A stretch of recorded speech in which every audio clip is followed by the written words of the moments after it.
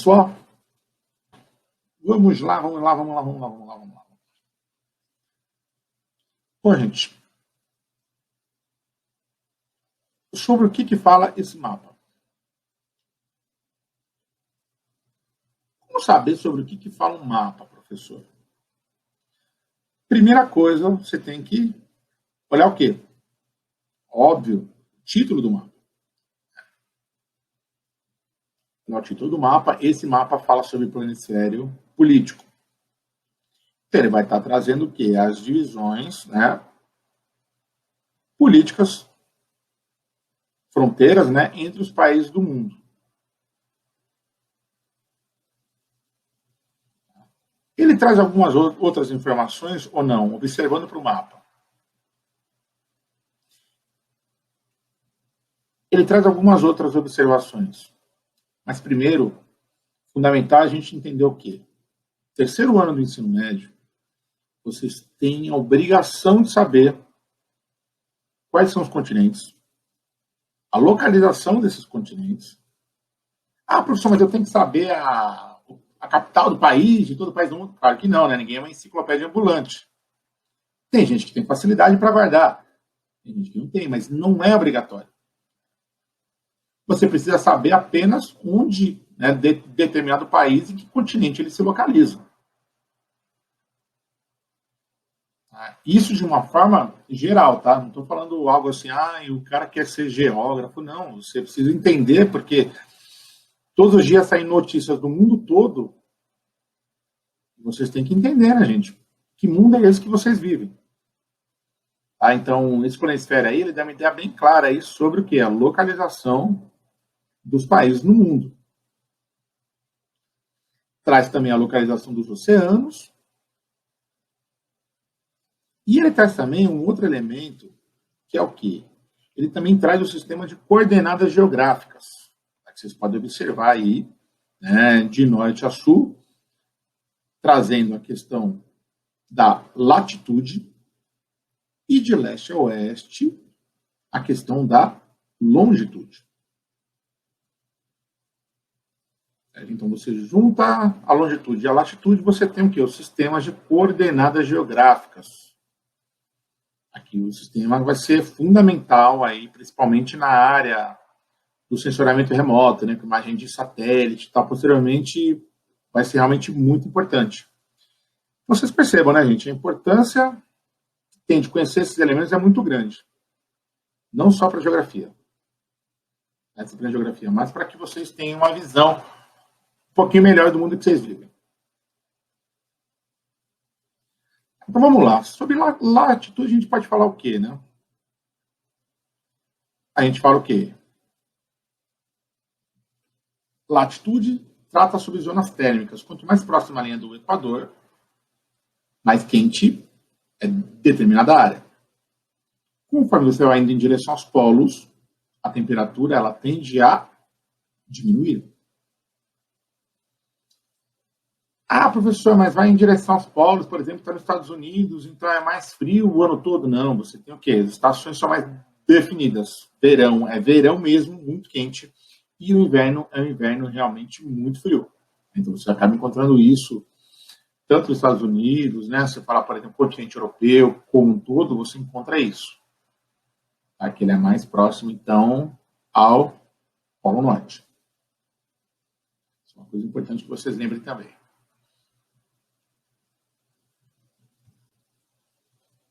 E aí vem aquela pergunta, né? Professor, existe um mapa perfeito?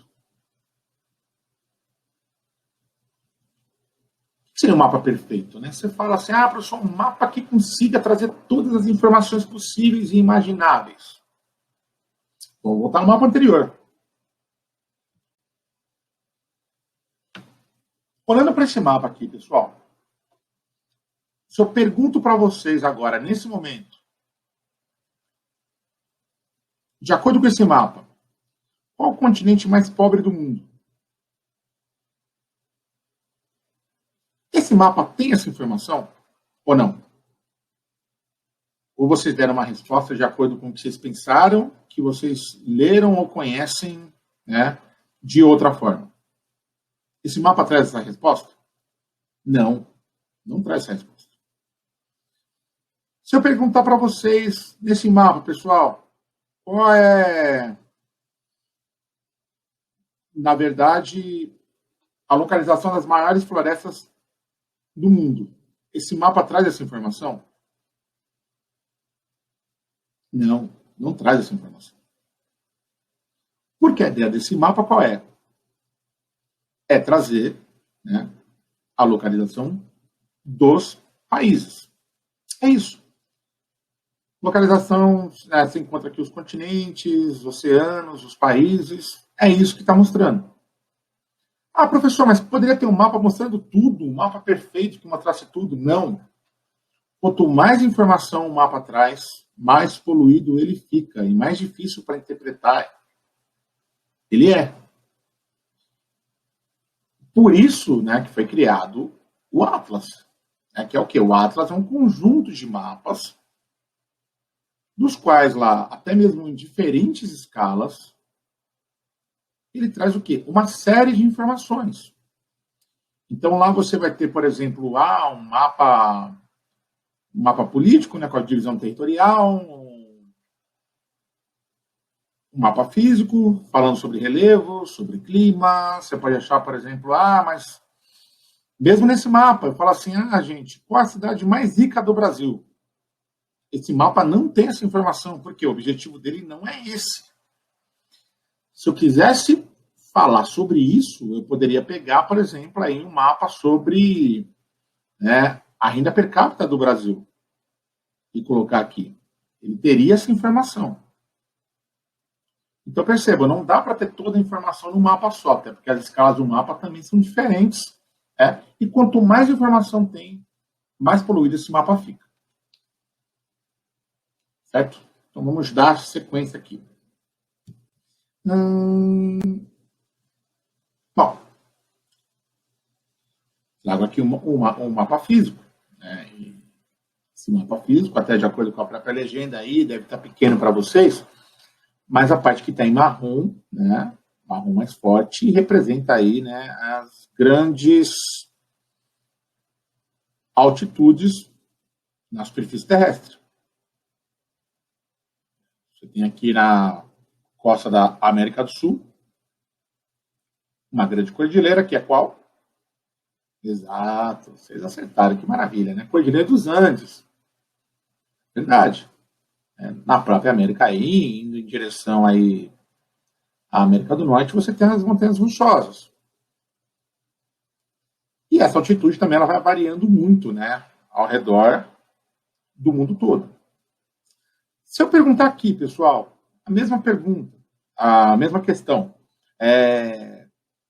qual o continente mais rico do mundo? Esse mapa não me dá essa resposta. Por quê? Porque ele está tratando sobre relevo. Simples. Tá? Ele não trata sobre outro aspecto.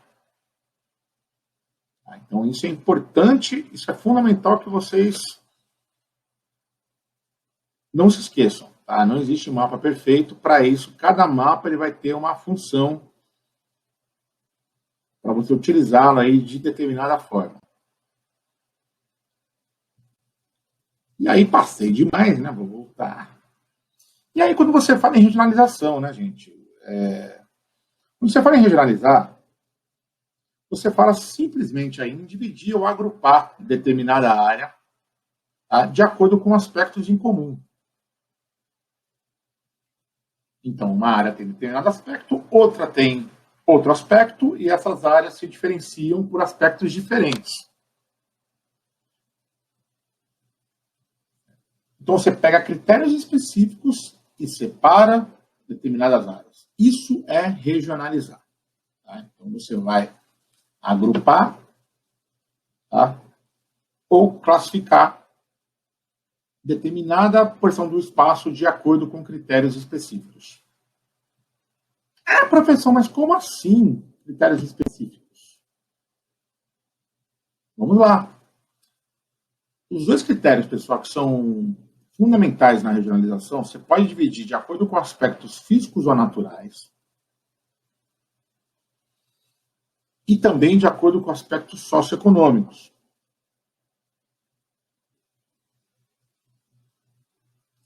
Como assim, professor? Físicos ou naturais ou aspectos socioeconômicos? Vamos lá. Lá que eu já explico. Antes de falar sobre esse primeiro, segundo e terceiro mundo, que foi o exemplo que o professor do Centro de Mídias deu,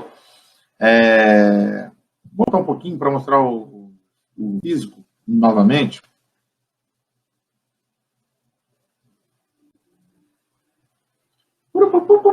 Voltei.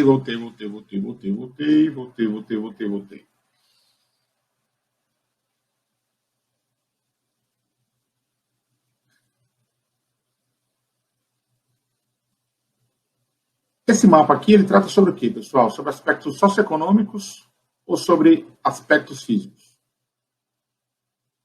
O próprio nome está do lado ali, né? Mas assim, se você não tem essa informação, ele fala sobre altitude, você não está falando sobre aspectos socioeconômicos, você está falando sobre aspectos físicos.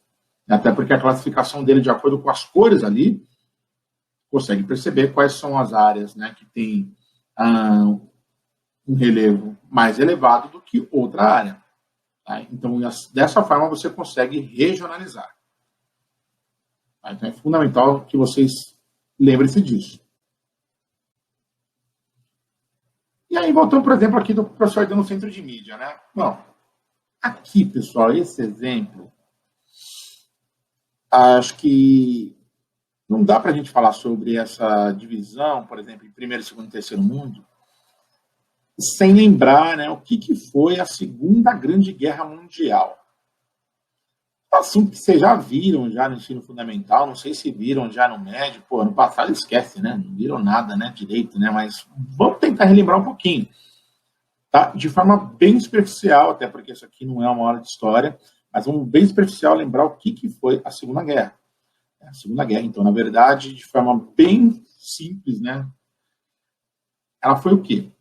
Ela foi, né, uma guerra entre os países do eixo, liderados pela Alemanha, né? Então você tinha nos países do eixo Alemanha, Itália e Japão, contra os aliados. Quem eram os aliados? Os aliados eram Estados Unidos e União Soviética. Aí você pergunta assim para mim, professor, mas por que essa guerra começou? Então Hitler ele queria, na verdade, expandir o domínio da Alemanha territorial. Não queria ficar apenas com uma parte, ele queria dominar o quê? Toda a Europa. Toda a Europa, só professor? Não, ele já queria até mesmo adentrar ali a União Soviética, né? Queria chegar também até Moscou. O interesse era esse.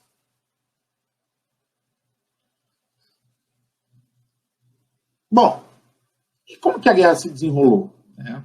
A guerra vai se desenrolando, os Estados Unidos, nessa época, ainda não tinham o protagonismo que tem hoje.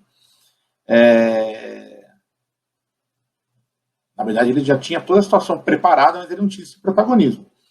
E do outro lado, a União Soviética, né, já vinha já apresentando, né, uma melhoria, né, na questão econômica e social muito grande. Tá? Então era, mas eles adotavam um regime chamado antagônicos. O que significa isso, professor? Antagônico, então, são regimes contrários.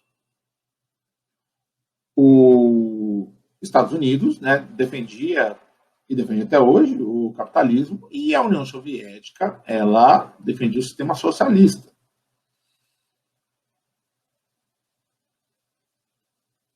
Só que não é tão simples assim. Você coloca assim e fala assim, professor, mas o capitalismo é melhor, o socialismo é melhor e tal. Não é tão simples assim, gente. Né? Todo sistema ele vai ter benefícios e malefícios. Você olha assim, e depois a gente vai falar um pouco mais disso, né? Quem é o grande vitorioso, né? O grande vitorioso, na verdade, são os Estados Unidos. Isso na parte posterior da Segunda Guerra, né? Mas ali na Segunda Guerra ainda, a gente fala dos Estados Unidos, mas ali na Segunda Guerra ainda, você tem o quê? Você tem, então, os Estados Unidos se aliando com a União Soviética contra o inimigo maior. Então, assim, são dois inimigos, mas como há um inimigo maior, então a gente se junta e derrota esse inimigo. Certo? A grande sacada foi essa. E aí vem aquele lance, né? Uma professor, mas e aí? Como que termina esse conflito? Esse conflito, na verdade, ele termina com a vitória dos aliados, né? E aí você tem o fim do nazismo e o fim do fascismo na Itália também. E aí o mundo já do pós-guerra, né? Ele vai ser reorganizado como? Porque você imagina, né, gente? Assim, acabou a guerra, ninguém mais quer guerra, né? Ninguém mais quer conflito. Mas ainda durante a Segunda Guerra, já no finalzinho, Estados Unidos e União Soviética começaram a organizar, né, os países que seriam alinhados à ideologia deles. Então, os Estados Unidos rapidamente já procura já os países já europeus que sofreram, né, durante a Segunda Guerra, grandes perdas, né, como a Inglaterra, como a França, e propõe o seguinte: nós vamos ajudar vocês a construir, que é o chamado Plano Marshall.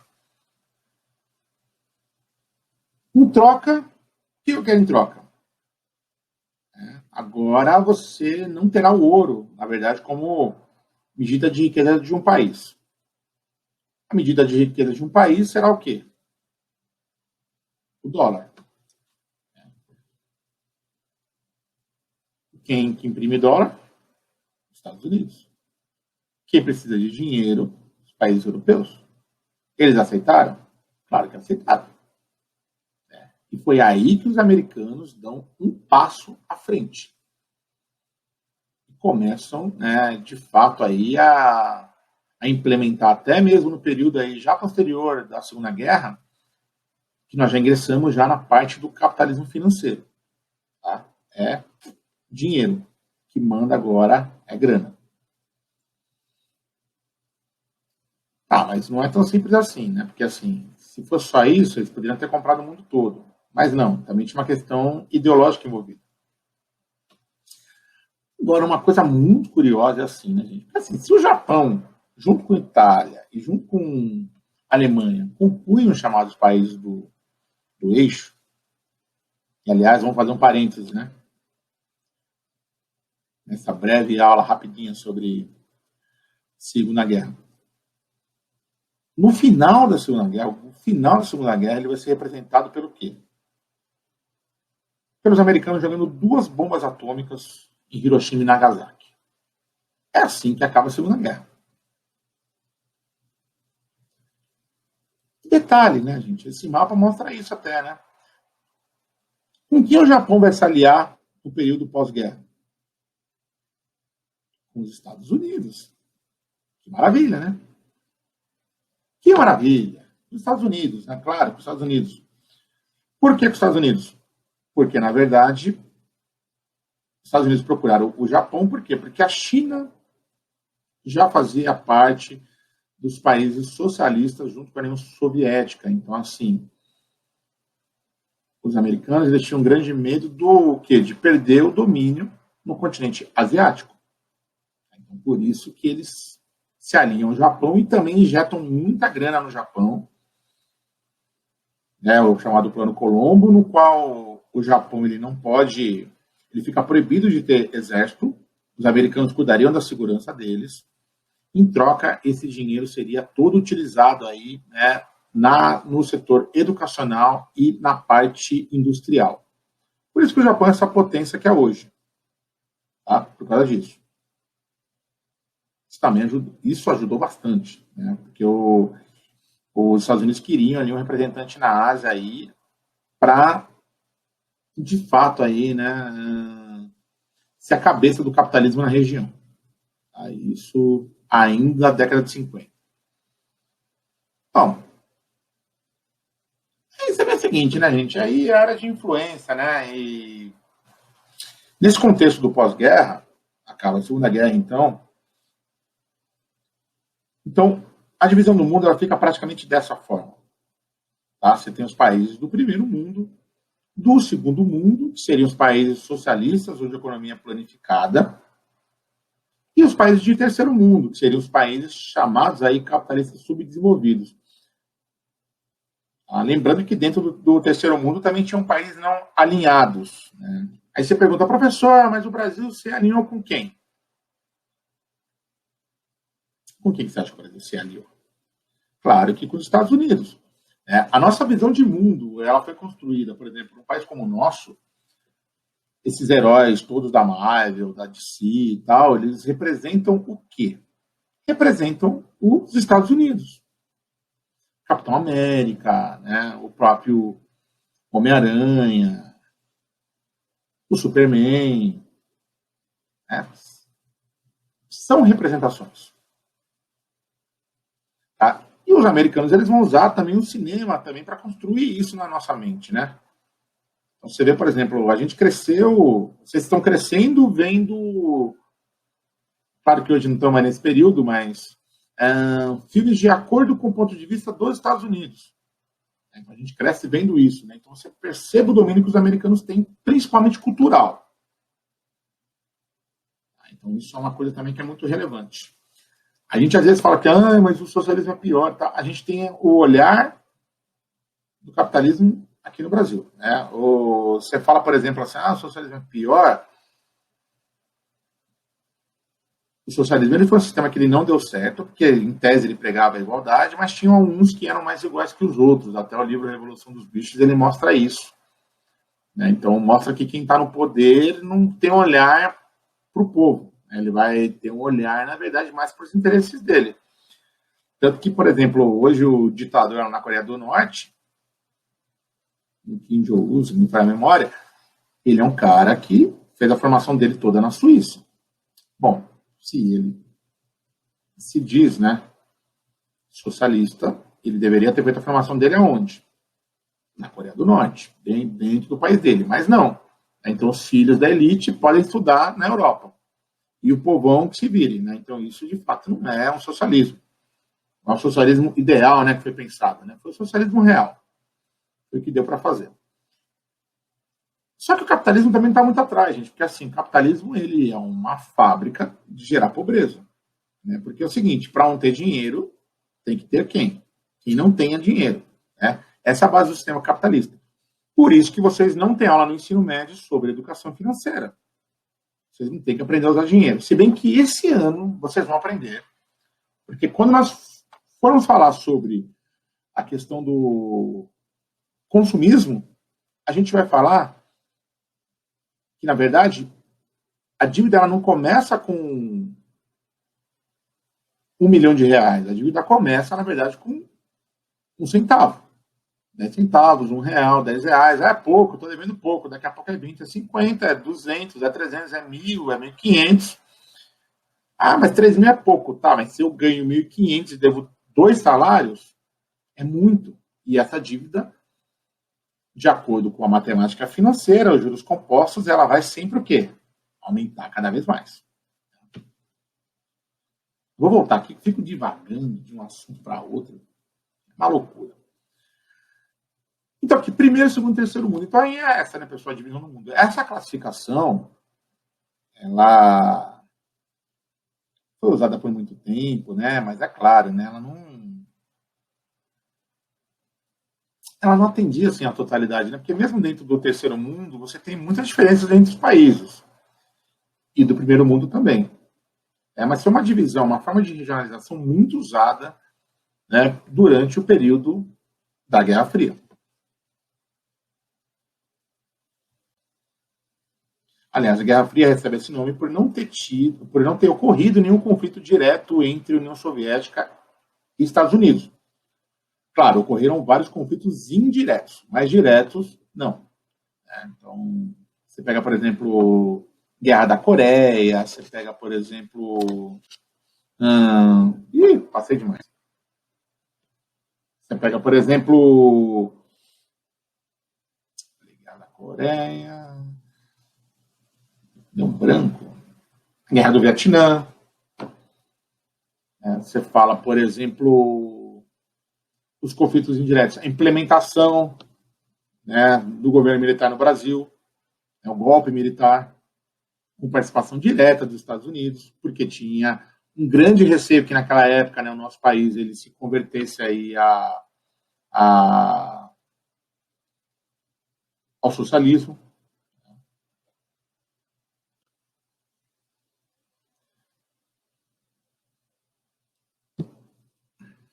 Estou viajando aqui. Espera aí que é uma hora certa. E aí, pessoal, no pós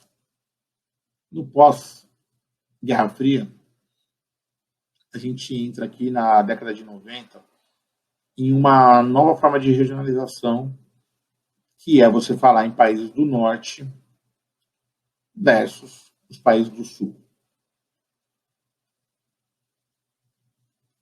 E essa é uma outra divisão que também, né, é muito questionada, porque assim, a gente trata, né, como norte, não é o norte de acordo com a linha do Equador, como vocês estão vendo aí, né? É uma linha imaginária que foi traçada, que mostra o que então? Ah, quem é rico, né? Então você fala América do Norte,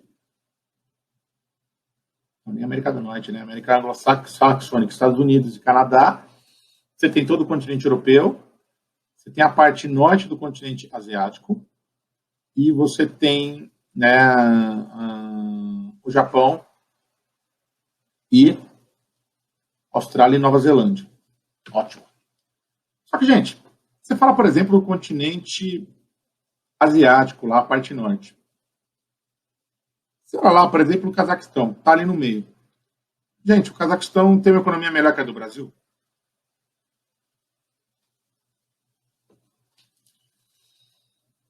Não. Mas ele está ali por qual questão? Né? Então, são dúvidas que você encontra. Né? Você vê que, por exemplo,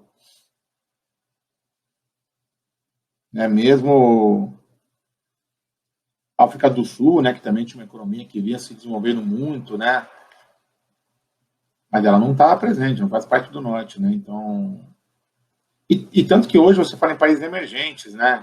Teve até o surgimento, né, dos chamados BRICS, nesse período, que é uma coisa importante também que vocês saibam, que, né, na verdade, Brasil, Rússia, Índia, China e África do Sul compunham esses BRICS, né?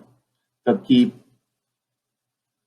agora, na verdade, o Brasil, esse grupo até se dissolveu aí, que o Brasil já não participa mais dele. Mas eram as economias mais emergentes do mundo. Pensou até em criar uma moeda própria, né? Você acha que os Estados Unidos ia querer, gente, isso? Que os países emergentes criassem uma moeda própria, ter um sistema econômico sem depender dos Estados Unidos? Não, né? A gente destrói tudo e faz o quê? O mundo todo depender dos Estados Unidos. Né? Essa é a lógica do capitalismo.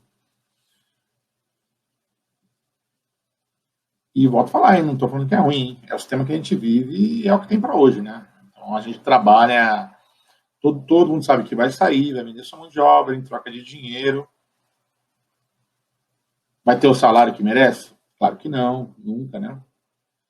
A única forma de você ganhar dinheiro dentro desse sistema é ou através de especulação no mercado financeiro ou através de contratar mão de obra. Né? Então, eu tenho pessoas que trabalham para mim e assim ganham mais dinheiro. Tá? Essa é a lógica do sistema. Ah, professor, se eu trabalhar muito, eu vou ficar milionário? Não, não vai ficar milionário, até porque o custo de vida que nós temos ele é cada vez maior, né, gente? Essa ideia que vendem para a gente aí de vamos trabalhar, ganhar dinheiro, estudar tal, não, porque se na escola vocês não aprendem como gerenciar dinheiro, você pode ganhar 20 mil reais por mês, aí tem uma dívida de 80 mil reais. Né? Tão importante é o valor que você ganha, mas também o valor que você gasta. Né? E para a conta fechar, como em qualquer empresa, você tem que sempre o quê? Gastar menos do que você ganha. Senão a conta não fecha e vai gerar o quê? O endividamento. Tá? Então, gente, essa é uma divisão também socioeconômica. Então, assim, são formas de organizar o espaço. E é fundamental que vocês entendam isso. Falei muito, me alonguei, né? Mas eu acho importante, né, que a gente, claro, fale sobre esse assunto, mas a gente também tem que contextualizar, porque senão a gente começa a falar uma série de coisas que para vocês ficam vagas, né? Ficam vagas e a nossa intenção não é essa. A nossa intenção aqui, de fato, é que vocês entendam o conteúdo de uma forma mais fácil e assimilem esse conteúdo. E não só para fazer uma atividade para ter nota, tá? Mas que assimilem esse conteúdo e levem isso para a vida de vocês, né? Que isso é fundamental. Isso aqui que nós estamos falando, pessoal, é o básico do básico. Né? Você viu aí que, como a gente começa a contextualizar, você traz uma série de outros elementos que às vezes não tem nenhuma relação direta com isso aí. Mas é para que vocês percebam que também a geografia é uma ciência que ela é interligada com outras ciências também. Não existe isso. Não. Parece que o negócio é estático. Não, o negócio está em constante movimentação. Quem falava um dia que o Império Romano iria ruir? Ninguém falava. Né? Ninguém era capaz de falar isso. Quem falava que o sistema feudal ia terminar um dia? Poxa, um sistema que na época, sistema maravilhoso. Mas aí surge o capitalismo. Professor, pode surgir uma outra coisa? Pode surgir uma outra coisa. E a gente espera principalmente que seja um sistema que ele não trabalhe muito, né? Ele não trabalhe muito com a questão, né, da geração da desigualdade. Você passa hoje pelas ruas aí da Conceição, perto da escola, e você encontra o quê? Perto do metrô? Uma série de moradores de rua. Tá lá porque é vagabundo, tal. Nem todos, né, gente? Tem pessoas que têm histórias aí de vida que realmente são emocionantes. Então, é nisso que a gente tem que se pegar. Tá? E a gente está num mundo hoje que ele é muito polarizado, né? As pessoas elas têm uma opinião, às vezes, muito definitiva sobre as coisas, né? Então, a importância de você estudar é justamente essa, né? Que você consiga realmente aí, principalmente conversar no nível educado, né? Com quem diverge de você. As divergências, elas existem sempre, né? Então, a gente aqui sempre defende isso, né? A ideia é plural. A ideia é plural e é isso aí. Não vou me alongar mais, não. Gente, espero que vocês tenham gostado do vídeo, tá? Espero que vocês tenham gostado dessa aula. Comentem aí o que vocês acharam, tá? Que a gente pode melhorar para os próximos vídeos. Espero que tenha sido um pouco melhor que a aula do Centro de Mídia, que foi uma tristeza. Quem acompanhou a aula lá comigo viu que até chegou a certo ponto me desesperei.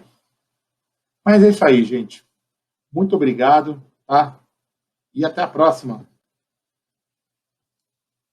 É nóis.